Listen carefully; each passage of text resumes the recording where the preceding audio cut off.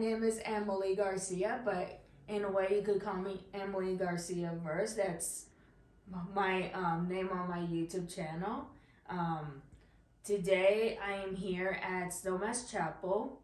This is going to be a phenomenal video because I'm here with associate pastor named CHARLA BELINSKI, and she is one amazing lady. That word I could describe her is gorgeous. And I appreciate being here, and I would love to discuss with CHARLA about mental health in a way. Like, if you are feeling like depressed and you feel like there's no purpose for you, you feel hopeless, like, where do you want to get more resources? Where would you like to go to church and worship God or Jesus, or your own personal beliefs about God and Jesus? If you feel like so anxious, like you're living in fear, or you're living like in a chaotic mindset and you have no idea where life is going, this is the perfect place to come and worship God and Jesus.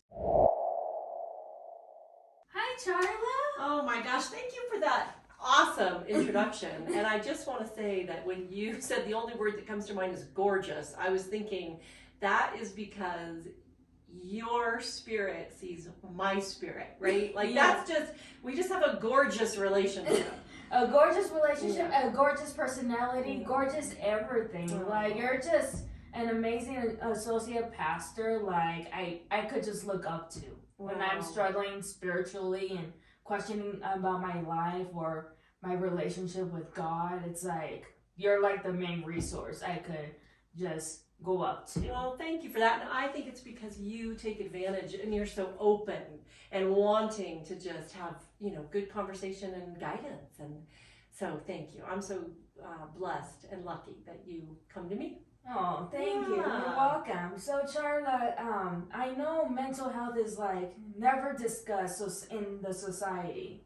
And, last month, somebody died by suicide, named Stephen Twitch Boss. And it was just sad to hear, and like a lot of people were surprised and shocked and confused, like, why did he die? Like, why did he wanted to end his life? And it came to a lot of questions, to a lot of people, even to me too. And like, a lot of times, like, people just want to end their pain by ending their life. And it's like they feel like there's no hope, or they feel like so sad in a way that they don't know, like, what is life for? Like, do I have a purpose? Do I feel like I'm important in this earth? Do I mean anything in this earth? Or, things like that,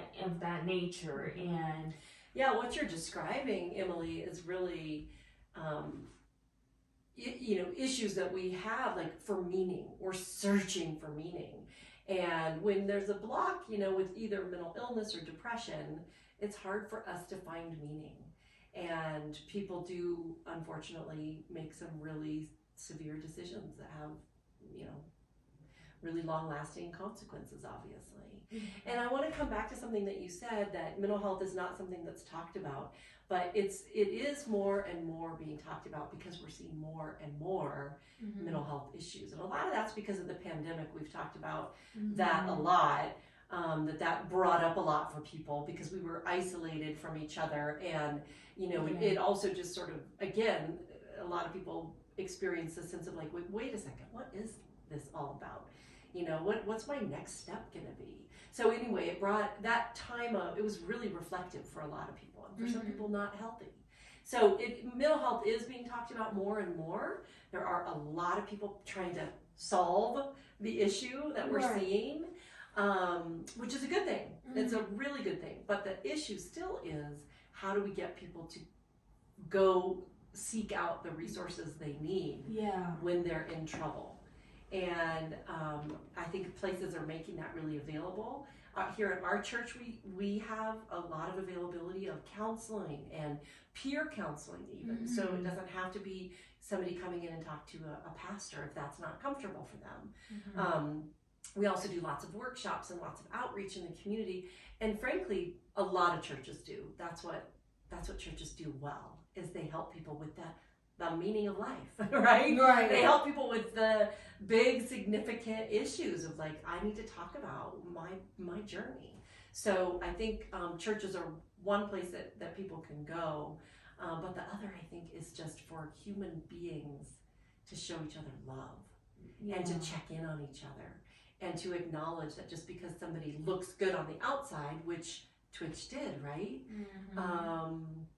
Doesn't mean everything's okay. Exactly. And I guess as well, a lot of people misinterpret mental health. Like, I would see online where it's like, if someone is feeling suicidal or having suicidal thoughts, a lot of people tend to perceive it as attention seeking. And it's just like, and then others, it's like, well, why you're doing this, and like kind of like making a big deal, and like kind of like saying like, well, like you're just seeking attention and you feel like this, or you're just you just want to get more attention, you just want to be more so and so, and that's like a wrong perception of like when someone is struggling with suicidal feelings and thoughts. Even if it's the right perception that person is seeking attention, right? Guess what? They're seeking attention. They need something, right? They need you to give them something. Yeah. You know, that because they don't have it inside to figure out on their own sometimes. And so, I mean, we may disparage it. People might look at it disparagingly and say, you know, they're just seeking attention. Well, hello. How about we offer them what they need? How about we give them a hand up instead of shoving them back down again? So, you know, even if that was the case, that somebody is seeking attention, I would say then give them what they need in that moment. But also the reality is most people who are having suicidal tendencies are not seeking attention. They're really hurting. Right. They're really hurting, and in that way they need us even more. So it's kind of like if you see someone really injured, whether it's like a broken bone or they're dealing with, let's say, a heart attack or whatever, like that, they have to go to the emergency. It's like, yeah, you're absolutely right. It's like, in a way, there are attention seeking, but it's more in the desperate need, like they need extreme help. Everybody is going through something. And just because you think, oh, you should be able to get over that quicker, doesn't mean that that's where they're living. It's painful to them. And so I think that, you know, if we, like I said, as human beings can just look at other human beings and acknowledge what they're going through, even if we think they should be able to get over it, you know, instead just really see where they are and talk to them. Yeah, and so, and I know from my experience, I struggled a lot with mental health. My mental health suffered a lot, and I know coming here, it does help me tremendously. And yeah, there are times where I have my ups and downs. There are times where my moods like are elevated to like, I feel happy and I feel great about myself, but yet I go downhill and it's like, well, I feel hopeless because A, B, and C, or like I feel like helpless in a way. I feel like there's no meaning to life. I feel like I don't have a purpose in my life, and I just like wish a lot of people could have the same belief and like the same capacity to come here with a sense like I'm feeling overwhelmed with all these emotions and feelings, but I would like to come to this church and just like seek help in a way, not just towards myself, but my full understanding why like this is going on. But I want to feel like a sense of hope Yeah. Like, you just nailed it, right? I mean, that is what it's all about. I think any spiritual journey, whether it's church or a synagogue or a mosque or you just have a spiritual sense about your, your beliefs. I think hope is what people are searching for. I called it kind of that meaningfulness earlier, but it's because meaning gives us hope too. right. And hope gives us meaning. It's like it's a beautiful symbiotic relationship where people can get into some meaningful work, and that provides them some hope that they're going to be kicked out of this cycle, which is kind of what you're describing. Coming to church kicks you out of your own cycle of, depression or ups and downs, as you described it. So sometimes we just need that little bit of help that kicks us out, and then that provides a glimmer of hope. Okay, things are not always going to be the way they were. I can come out of this and be better. Right, because I know you taught in your sermon on Sunday, you talk about like all the struggles that are going on in the world, like the transgender folks or people that are dealing with racism, like California, where I live right now, that are experiencing a lot of racism and just a lot of people are judging them, and it's like that's also part of the mental health too, with a lot of the LGBT folks, that there are own struggle, and I went through that too for my own self, but in the racist category, that I never experienced that, and so I know for a lot of people that are Black, and I know Black History Month is coming very soon, like, in a way, they probably feel like depressed in a way, kind of like, why is this going on with me? Like, and sometimes it's they don't even recognize it. It's like an unconscious oppression because it's been happening for generations to them. Like with Black people, it's been happening for hundreds of years, and so they may not even feel like, well, in this moment I'm being oppressed, although I think there are still some places where that because of racism they feel that way for sure. But it's been there.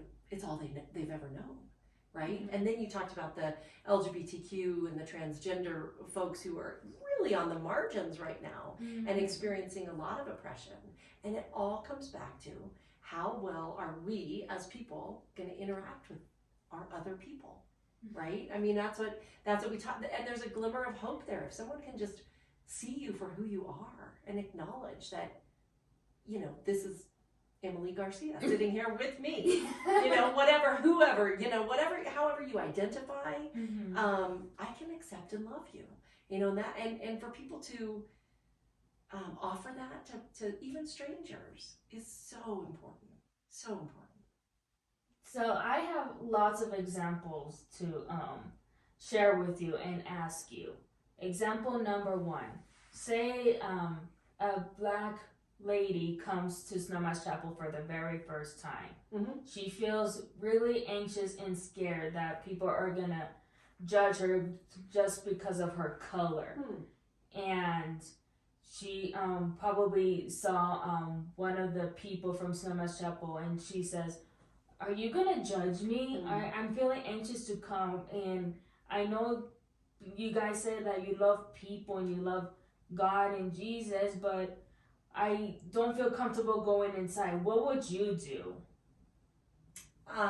What would I do personally? I would walk out to her and just say, "I am so glad you're here. I'm so glad you're here, and we would love to have you walk inside and join us. And would it help you if you sat down next to somebody, so she didn't feel like a stranger, right?" I mean, I just think it's not enough to say we welcome everybody. We have to actually welcome them, right? And make them feel included. We got to do the work, right? You got to put your money where your mouth is. Yeah. So whatever it would take, not to coerce someone in, but to welcome them in. Don't just say you welcome them. Be a welcoming person. Be hospitable. Be loving. Be open. Be accepting. Be inclusive. Be that. Yeah. Okay. And I think whether it's a somebody of a different race, ethnicity, gender, sexuality, identity, Republican, Democrat, Right. I mean, you name it, right? Yeah. We say we welcome everybody, so prove it, show it, Right. be it, live it. Yeah. Yeah. Okay, my second example. You see a transgender, well, it's a guy, but it's a transgender folk who was from female to male. He decides to sit in the front row and listens to you or Robert, the main pastor of Snowmass Chapel, listening to your sermon and what you have to say. And next, after the service is over, he comes to you and say, does God really love me for who I am? Does God accept me? And because I went to other churches and nobody like include me for who I am, and I'm starting to feel like a sense of hopeless, and I don't know what is the meaning to life. And as well, I want to know who Jesus is and have a relationship with Jesus. And tells you what, like, does Jesus love me? Does God love me? What do you have to say about that? I would probably start at the very beginning, because in our Christian tradition, we have in the Old Testament, the book of Genesis, the very first chapter, God made human beings in what? The likeness of God. God made us in his image. So it doesn't matter who you are. It doesn't matter what your life experience is. It doesn't matter how you identify. It doesn't matter what your sexuality is. You were made and created in the image and likeness of God. So God loves you exactly like you are.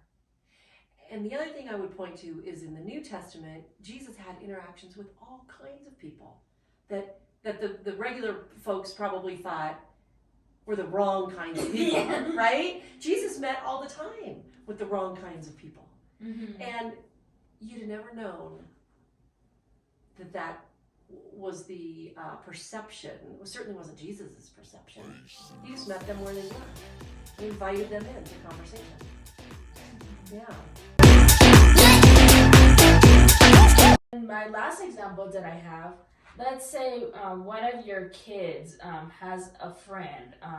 It could be in the LGBT, well, mostly in the LGBT community, and they're also Asian, which I know a lot of people have been discriminating Asians too.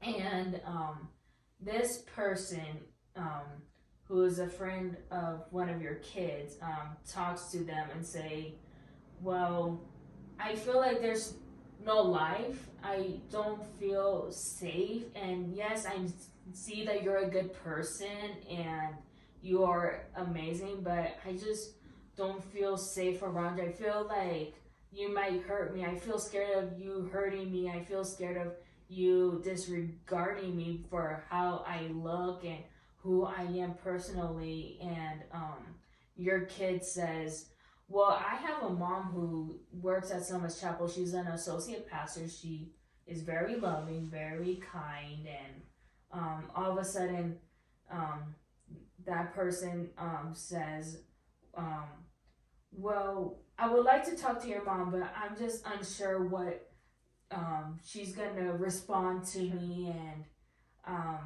and questions their friendship with one of your kids. What would you say to that?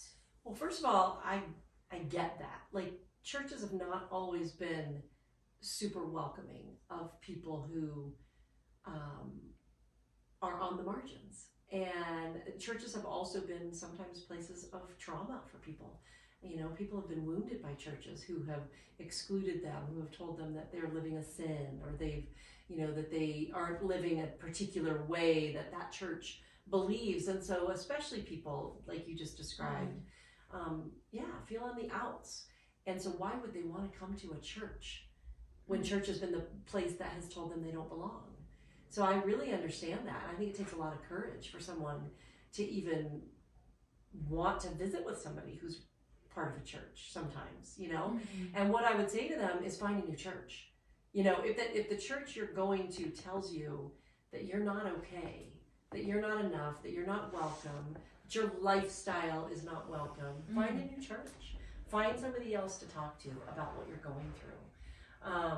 You know, you mentioned the Asians being discriminated against, and I think, you know, we are equal opportunity discriminators in the United States. Yeah. We find lots of people to discriminate against, and it's anybody who doesn't fit inside this neat little box. Right. And even when we want to be open-minded and accepting, it's hard for us sometimes to really look outside the boxes that we've put ourselves in, that we've learned to cultivate over the years. So it takes a lot of intentionality for people like us to get outside of our boxes, and it takes a lot of intentionality to allow other people to just see us without a box, or see them without a box. So I guess what I would say is thank you for trying, thank you for trusting, and I understand if it's hard for you to come. I really do. It's not easy. But if you find the right place and the right people, it can be life-changing, because that's the power of the gospel. That's the power of God, is to transform lives, right? Right.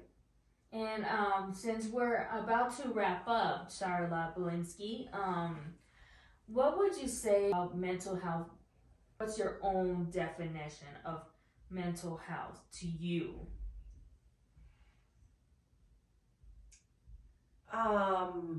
Gosh, it's a big question, Emily, because there are billions of people on the planet, and we all show up in different ways. So I guess my definition are you asking me about good mental health? Because that's where my head goes. And so good mental health, You could say good and bad too, like, yeah. or struggle mental health, like the seeking help mental health too. I mean, I think we all have experiences of mental health struggles. It doesn't matter how high functioning we are in the world. Right. We still have times where we're grieving, or we've experienced a loss, or we go through a depression, either situational, or maybe it's organic, you know, maybe it's a chemical imbalance. And so mental health doesn't discriminate. We just talked about discrimination in other ways, but mental health doesn't. It can attack anybody.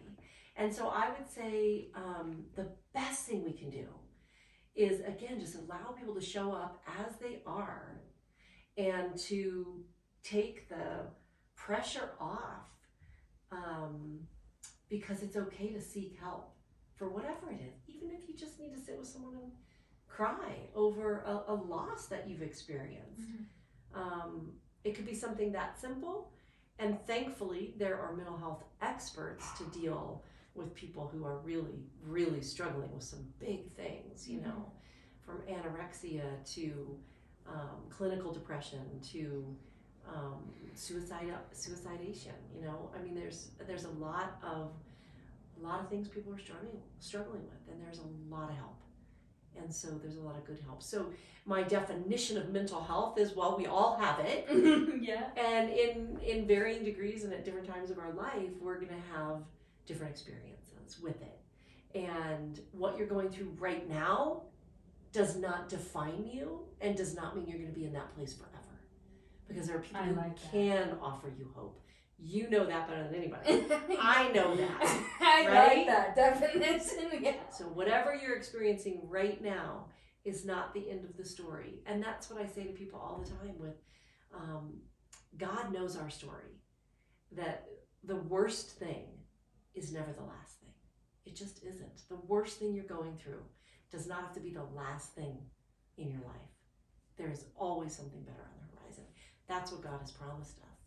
I new love day. that. I love that. Yeah. And one last question, and you can also look at the camera too. What would you say to those who are struggling with their mental health, yet struggling to seek a relationship with God or Jesus or both, Mm-hmm. and regardless of what they identify or their race, and it could, like I said, could be in the LGBT community as well, and maybe they're struggling with addiction to any type of addiction that they are struggling. What would you say to them if they're watching this video right now? I would say you matter. Your life matters. You are important to people in your life and in your community. And I would say this is not your final story. Whatever you're going through right now is not the final story for you. And that if you truly are looking for a way out and you want to call on God, on your higher power to help you, all it takes is that. Just call on it. Just ask. Just say, God, I'm here. I'm here and I need you. That's it. And you matter. You matter deeply to this world. Your gifts cannot be taken away from you. And they are something the world needs. And you're loved. Thank you, CHARLA BELINSKI, for being a part of my video. I really appreciate you, and I appreciate your sense of love, and like I love your presence, and just you care about so much about a lot of people and their differences too. I just love you so much. Well, thank you, Emily, and I love you, and you've taught me so much, and you are a very special person to me. So thank you for letting me do this with you. Just to let you know, guys, this isn't commit to a certain religion or for you to find a perfect religion that suits you. This is just a guidance of you and part of the mental health struggle. If you do have a specific religion that you follow, or you are spiritually having a relationship with God, but yet you have you feel like life is not going anywhere, and you feel like life doesn't give you any meaning, and you're struggling with your own self, you're struggling even to love yourself and to accept yourself as well, and you might be an atheist, you might believe in God, you might be agnostic. It doesn't matter what you believe, but there might be some people who might believe in God or Jesus or both. And this isn't, like I said, this isn't just a video to convince you to be in a specific religion and for you to believe in God. These are for other people who have a belief in God or Jesus, and they are struggling with themselves and with life. So thank you for watching.